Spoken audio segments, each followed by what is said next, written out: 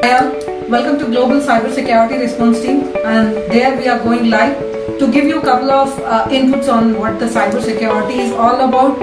And I have my friend Geeta. So we both will be discussing a couple of the points about the cybersecurity today. And if you guys have some points or questions for us or some suggestions, you can go ahead and post your questions and suggestions for us on our page. Yeah, Geeta, how are you doing today? I'm good, how are you? I'm doing good. Yeah, you had a couple of questions for me, so I said, why don't we go live with your Lot questions? of questions, Great. and this is one of the most important things that people of today should know. Yes, of course. That's one reason we are here today.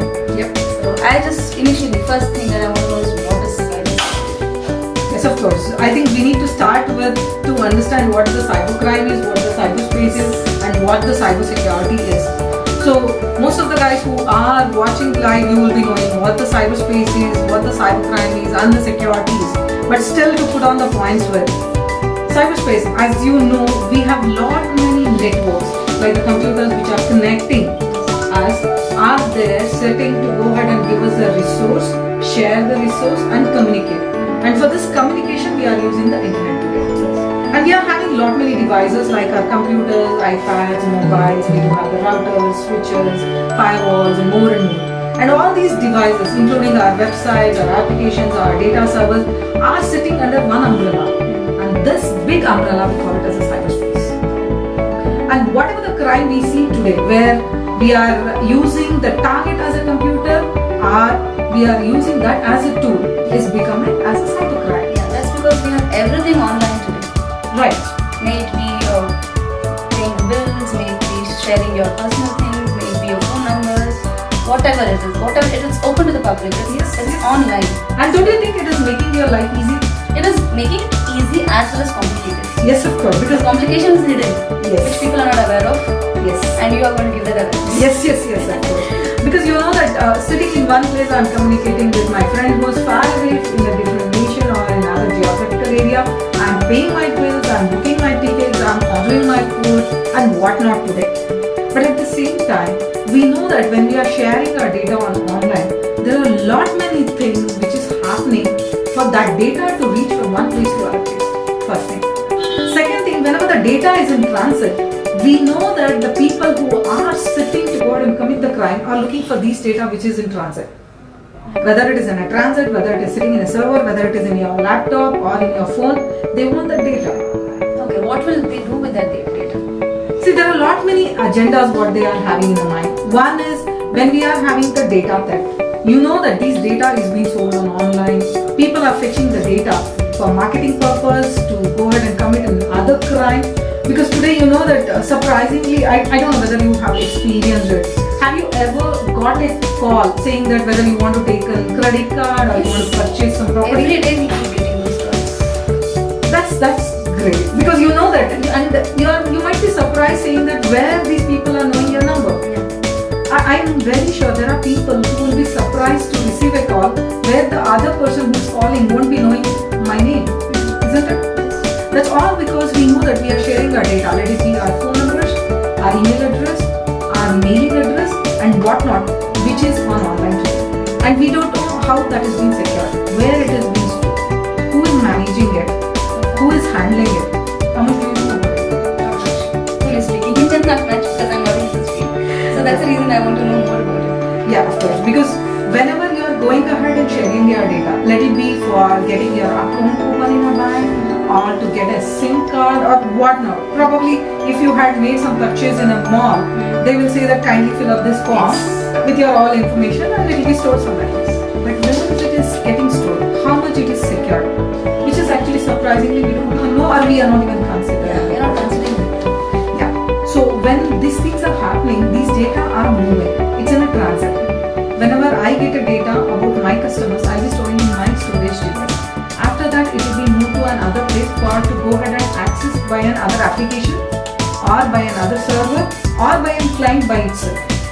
And that time we are having the data was happening over there. And these data are getting used in different forms.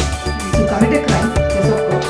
And for the marketing purpose, yes of course. And it might be for another reason also. And when we talk about the cybercrime, people are surprised to know that there are different reasons why they are committed. One might be the big reason is making money. They want to make some money by selling your data, by selling your videos, your photographs, whatnot. It's a different type of data I'm talking about.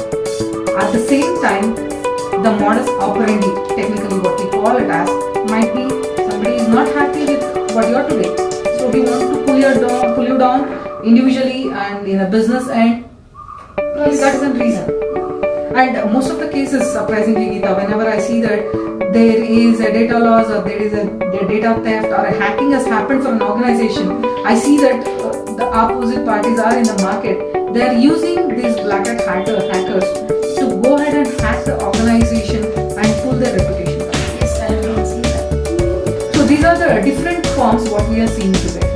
So in this time, the cyber crime is different. Not only the hacking we are talking about.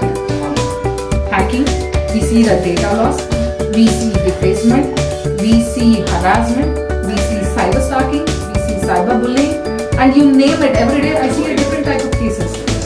So now can we just cut down to a few topics which is very much vastly used now? Like we have the social media networks. Most important is Facebook. We have this Insta and we have WhatsApp and whatnot. Muzaffar Ahmed is asking, I always wonder how apps like WhatsApp, Snapchat make money as they do not include any ads or promotion. So he wants to know how they are making money? Yeah. By generating the traffic. Because these people are not having more of the advertisements over there, but still they are generating the traffic over there. Having the traffic generated to specific customers or the set of group of the customers where they will know what kind of people they are and what kind of data is being used. So that is what they want. Good, we are seeing the questions on online also. So let's start off with Facebook. That is a very huge topic today. Everything is there in Facebook. Right. Everybody is there on Facebook. Right. And I think there's an account even for an 8-year-old child also these days. I mean, I'm not surprised if they don't have it today. So It has become a prestige issue. yeah, it's become that it is a must. They have to be, otherwise they they are dumb. Like, you don't have a Facebook account. So that's how the world is now. So how this Facebook is good to the nation and well. There are a lot of good things also, but there are a lot of pros and cons everywhere. So can you just tell me what are those? As you know, Facebook has become one single platform. Right? You can share the information, you can see the people connected over there, you can share your ideas, you can take the ideas, you can give your resource to be shared on, you can communicate, you can advertise, you can go ahead and get connected with different communities, different groups, and you can do the business. Good form of it. You are going ahead and expressing your thoughts and innovative ideas. So you are getting a platform. Good thing. You're searching for a job. You have different people sitting over there who are posting it. Yes. So that's a good There are thing. huge number of groups. We have one more question from Nikhil. During what situations we can contact global cyber security team? Yeah, thanks for that question, Nikhil. Anytime when you feel that you are the cyber victim or you have a couple of your friends or relatives who have become the cyber victims, they can contact us. If you want to learn more in cyber security with advanced devices, advanced technology concepts, you can contact us. If you are looking for any kind of cyber related services like evidence collection or whichever is for the organization we are talking about, you can contact us. At the same time, when you feel that you want to have a best career in the cyberspace, we are there for you. Yeah, sorry, we Yeah, we were talking about pros and cons of Facebook. Yes, and I gave you the inputs of pros. What are the advantages we are having on Facebook? Like how we are communicating. Sitting in one place, I'll be able to touch in lot many people over there with heterogeneous ideas they will be giving. They will be having different platforms. But coming on single Facebook, I'll be getting the ideas over there. So that's an advantage. At the same time, the disadvantages, where I feel the one main disadvantage is when we feel that I am connected to one person, only one person is seeing my input or my post, that is one foolish thing. Because usually I have a lot of guys who have shared me information saying that madam, I have only 200 friends in my list, or I have only 10 friends or 20 friends, blah blah blah. Let me tell Let's you. take a break from this. Yes, please. So I'll be giving it to you. So whenever it is different number of friends you are having, let it be 10, 20 or 100. But think about those 100 people having the friends of their friends list. So 100 will be having 1,000 will be having 2,000 more. So it will be into X number of the people who will be watching you on Facebook. So we need to be very careful on what we are sharing on the Facebook. Starting from your phone number. When you are creating the account, you will be sharing all your information. Yeah. We will be in a situation where we will be sharing our phone numbers, our email address, our personal data saying whether we are married, whether we are single, whatnot. Everything we will be going ahead and sharing all that. At the same time, we need to be very careful saying that every day what is the we are sharing. Yeah. Okay. So whether it is we telling that that what I am doing today about my plan. Second thing, what your friend is doing, what your relative is doing. Because most of the time I have seen that couple of people will be posting about their friends over there. They will say my friend is going for a family outing with his family for some 6 to 7 days and blah blah blah as a status. Let us know that we have something called cyber ethics. We need to follow the cyber ethics. When we are sharing somebody else's data, we need to be damn careful. And when we are sharing our data, our locations, because most of the time we are so excited. When we go out for a barbecue or for a drink or for a lunch or dinner, we will be sharing, saying that this is where I am. So think how that will be used by the criminals to go ahead and pull us down. We need to be damn careful about that. When we are sharing the photos, Yeah, that's most important. most of the parents, they will be sharing their daughters, their son, their nephews, somebody else or the family members, girl photos. They need to be very damn careful because we know that most of the time these kind of photos are marked and is being sold in the dark web. And most of the guys will be having the questions in the dark web. Yes. Sure, we will try to cover that. But still, we need to be damn careful about what video and what photo we are sharing here. Because we know that we'll be damn excited to share the happy moments Yes. what we had. So, but it's always there. How can that be used in a negative way? Obviously, as I told you, most of the photos they will be downloaded, they will be morphing that photos and they will be selling that or utilizing in another way or trying to go ahead and harass you, what we call it as cyber stalking, cyberbullying. What is cyberbullying? When they are trying to harass you on online, posting the messages on your wall, sending you the messages, so they will be trying to go ahead and mentally harass you. So that is the one way which is happening on the Facebook and which we are not doing. Yeah, that can be avoided by limiting your friend list to the people whom you know. Yes, of course, that is one important thing.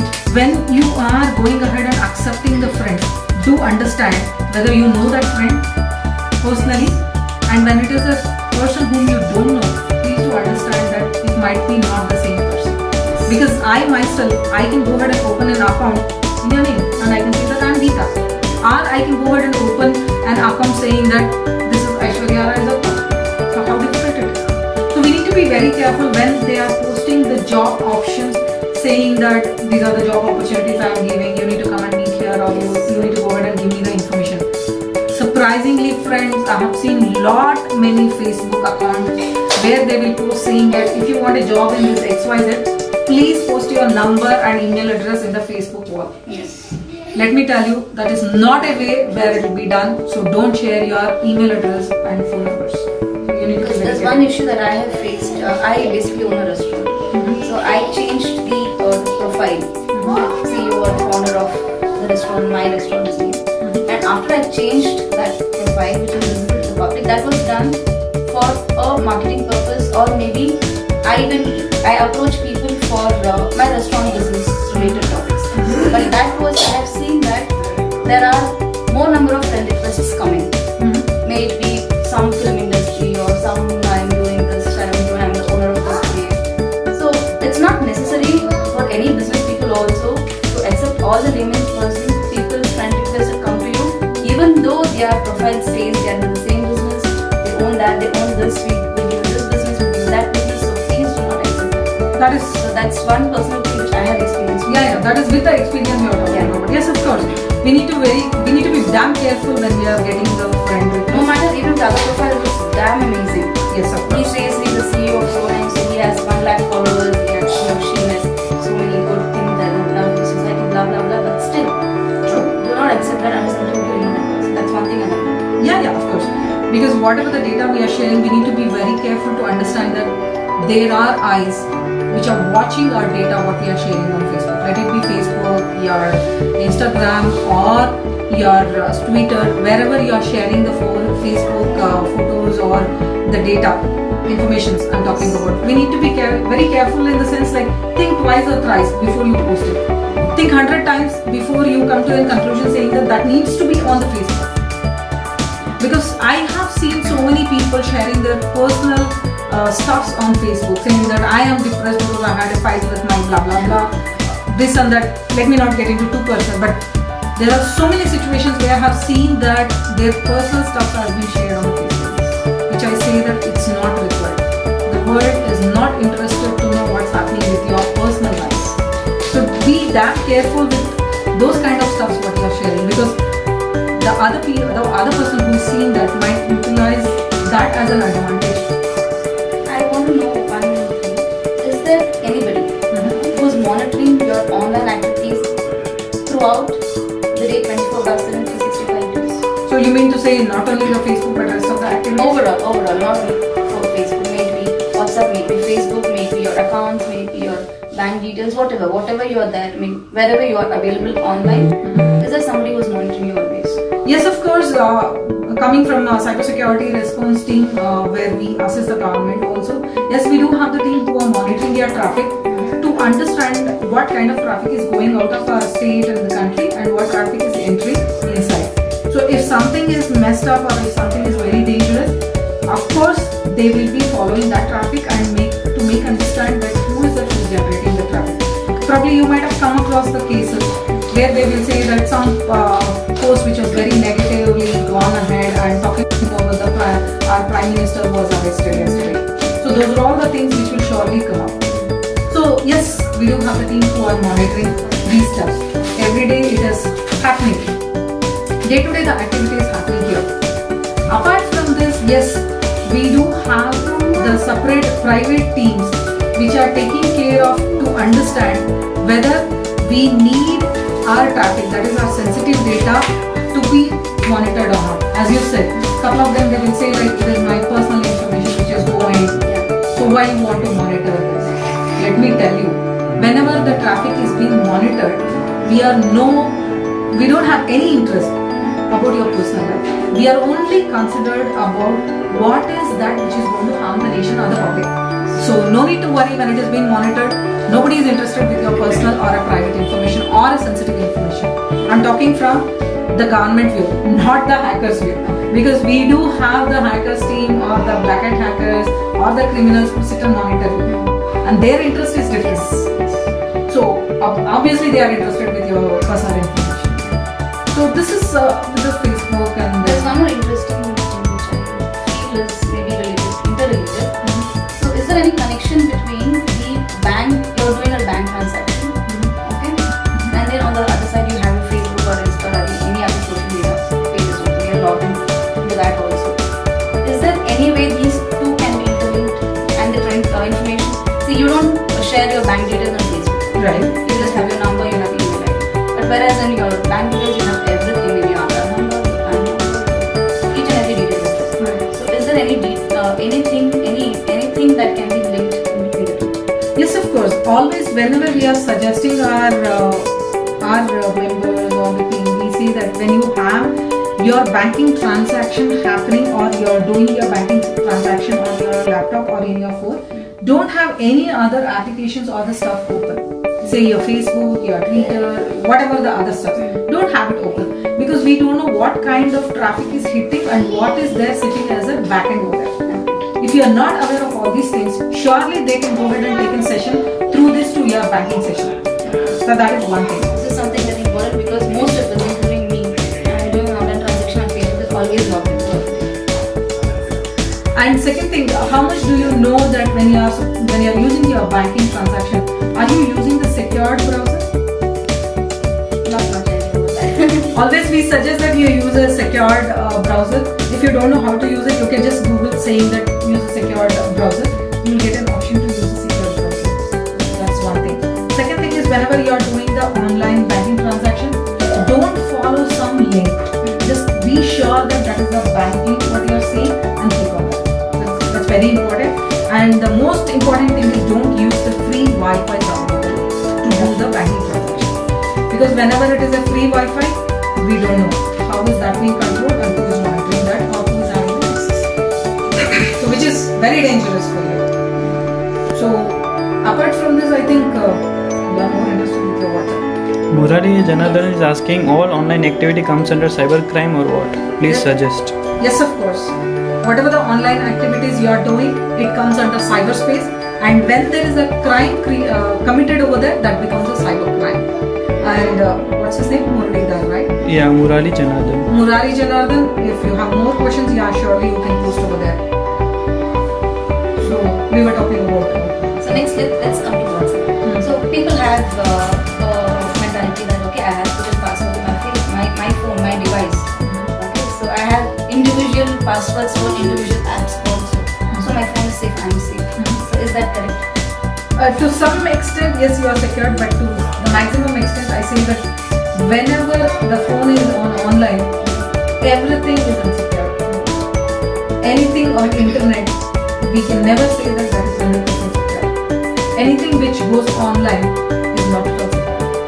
So that's first thing. With the WhatsApp, we know that we are getting connected to different people, different communities, different sectors, groups, blah blah blah. We will be sharing lot many things. We talk about end-to-end security. Let me tell you, as I told, it's end-to-end security, and both the ends, whether it is a receiver or a transmitter, like me and you, our both phones, end-to-end is being secured. But at your end and my end, the phone is not secure. If at all, if I have a backdoor entry already sitting in my phone, so what is the whole funda in having the whole WhatsApp communication secure? So I need to secure my phone itself. So you might be receiving many messages, links where they say that you are very lucky, you got this. Yeah. You can click on this and get your, you can claim your bonus points, blah blah You blah. got money. an offer, I mean you've got you have won so much amount of thing in the lottery, I don't know what now. All fancy things Yes. on the wall. So you need to be very careful when clicking on those kind of links, because we don't know what is being hidden in that link. Let me talk about a malware. If there is a malware sitting in that link and if you click that, surely the malware will enter your phone and it will take the whole control of your phone. What is the idea of having the password only? Because when the malware is sitting inside, you are locking your phone, and that malware the virus whatever is sitting inside, it can go ahead and take the access of your camera, your speaker, and I think last time I had showed you the demo of that also. Yeah. So you need to be very careful that what you are having in your phone. I think last time I spoke to you about this interesting part. How many apps you have on your phone? I don't know the number. almost all possible apps that I Almost all possible. So do you know about the Truecaller? Just an example. Yes, of course. Okay. When you have the Truecaller and say that you have not saved my number, right? But when you dial, it will show either as Shubha or GCSRT or Global Cybersecurity Response Team. How is it learning that? Just a simple question I'm asking you. When we take that SIM card, when we take that number, we have fed those details there. No, not at all. My SIM is not at all being taken in the name of my name or my company name. How? But let me give you an example also. Sometimes if I have saved your number as Geeta Trandal, so if the other person is dialing you, it will show you as Geeta Trandal. How come? Because for me you're Geeta Trandal, but that person it will be Miss Mrs. Geeta or Mrs. Sanjay. So how? See, whenever we are downloading any kind of application, not only the even the Tomcat, the Talking Cat, so many stuff. Just an example. Every application when we download, it will ask for the permission. Yes. I don't know how many of you have ever read those permission disclaimer, what we call it as. It will say this application would like to take access of your phone camera, speaker, data storage, gallery, contacts, everything. And we keep on clicking on OK, agree and proceed. So do you know what we are doing there? Exactly. We are giving the permission for that application to go ahead and read our data. Murali is asking whether his wife can access his location without his knowledge or not. Yes, of course. Yes, of That's the course. most important. an interesting fact for me. I I should be knowing. I think most of the wives are also asking the same question. How can I access my husband's location without his knowledge? Yes, Mr. Murari, she can. One more, Muzaffir Ahmad. How does cybersecurity plan to control dark web users and the transaction which happen on dark web? See, most of the dark web communication, whatever is happening, you all know that is not being controlled by any of the thing apart from our central team. So that is one main thing which should be taken care by at the gateway of the nation, which has been taken care of by the government now. To some extent, they are trying to control it, but still we know that these criminals are crossing those limitations and trying to go ahead and commit more crime. As at our end, as a common citizen, we should be knowing how to secure our data so that we can support our nation and the central team to go ahead and pull this dark web as much as possible. Yeah, coming back to WhatsApp, applications in WhatsApp. So when you are downloading these kind of applications, you don't even know what is the permission you are giving. Blindly, we are just clicking okay, and it is taking the control of everything. So be careful and try to understand that any application what you download is taking control of your phone, first thing. Second important thing, have you ever noticed that there is no one who is giving a license for this kind of application which is coming in? Is anybody certifying them, saying that this has been certified application coming up? And how many of you, the viewers on online, how many of you have installed the antivirus for your phone? Frankly, without a free version I'm talking about. Because most of the people, they think that wasting that 300 or 400 rupees is useless to have an antivirus. Because I think there was in a college session when a guy asked me a beautiful question. He said like, madam, when I'm getting a free version, why you want me to go ahead and use a paid version? Do you know what is the difference, or can you guess it? Because I do have the free version and I do have a paid version. See, whenever it is a free version, we call it as a client which will be sitting on your phone or your laptop. So whenever that is the case, the free version will not be going ahead and talking to your server to download the latest patches because it's a free version. And every day we are having a new kind of virus. If you want to go ahead and get rid of all these viruses, you need to have a licensed version where the client will be talking to the server and downloading the latest patches. That's the difference. Murali Janardhan is asking, how can I delete my Truecaller details because it's showing my complete details, email and Facebook address? Don't have the Truecaller at all. Because I suggest like why you want to have a Truecaller. The moment you download the Truecaller, one is it will be fetching all your content information and pushing it to Truecaller server. Why do you want to download Truecaller? Why I would download Truecaller is I keep getting n numbers. Right. Many numbers when you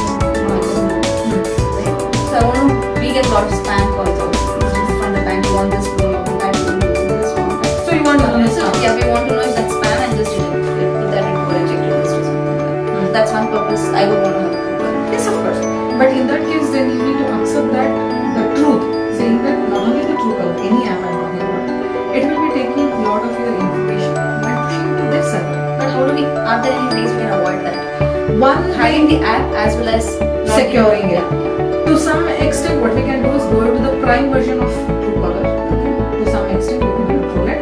Because as I told you, the best example is whenever I am storing your number as Geeta, my best pal, the next person, whoever is trying to, he will get the same thing.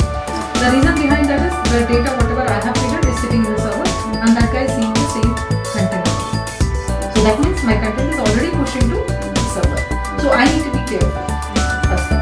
And if you feel there is some secure content which you want to store it, then I don't think so it should be allowed. Store it in a hard disk, don't take it on your line. Very simple. So that is with the phone, especially that is where we need to be very careful. Having different accounts in it, having different applications. And I think it was in the session at your place only where I showed you how that Google is also recording your audio. You did a live thing with Demo. the customers. Right. So, not only the Google, every app, every stuff wherever we are accessing, it is taking our audio stuffs recorded, it is taking most of the videos recorded, and it is going ahead and storing. And whenever we talk about why they do it for marketing purpose or the survey purpose. But when it is being stored and taken by the other guys, that is what I'm talking about, the criminals, it is being used in a different way. Like see, whenever it is an audio which is being stored, you don't know what kind of audio it is stored. Because most of the guys, surprisingly, they will go ahead and have their mobile in their bedroom, their laptop in their bedroom. They do carry the phone surprisingly to the washroom also. So just think of what kind of photos, audios can be taken from there. So that can be used in a different form to harass them or to go ahead and sell that kind of data. So to overcome all these things, I don't want the police to come to you, right? You can't expect the police to come and go ahead and secure all these things. Let us have a best practice. Let us not take the phone every place. So that is the one best thing we can do. And most importantly, important thing is let us go ahead and decide what is the duration we are going to use it. Because it has become like 247. And I don't know, in our team we do something called cyber fasting. That is, someday in a week we will stay away from the whole internet, phones and everything to enjoy the real world. That will be the most peaceful day, I guess. So I don't know how many people are enjoying those kind of stuff. So that is with a different kind of cyber crimes what we are seeing, and the security tips I have already given you how much we can go ahead and take care of it. And any more questions, viewers, or the people who are watching us after the live, you can go ahead and post your questions with us for the career opportunity, for the crime, what has been where you have felt you are a victim, or if you want to go ahead and learn the good things and you want to build your career in your cyberspace, you can contact us. And you can have our number on our page where you can call us, or you have the email address where you can send us a mail, or even you can chat with us. But the one important thing from me and Geeta and from Global Cybersecurity, the response team is stay safe online. And if you want to have more input to stay safe, we are there with you. Don't forget that Global Cybersecurity response team is there with you to secure your cyberspace. Thanks all, and have a safe and secured cyberspace ahead in your life.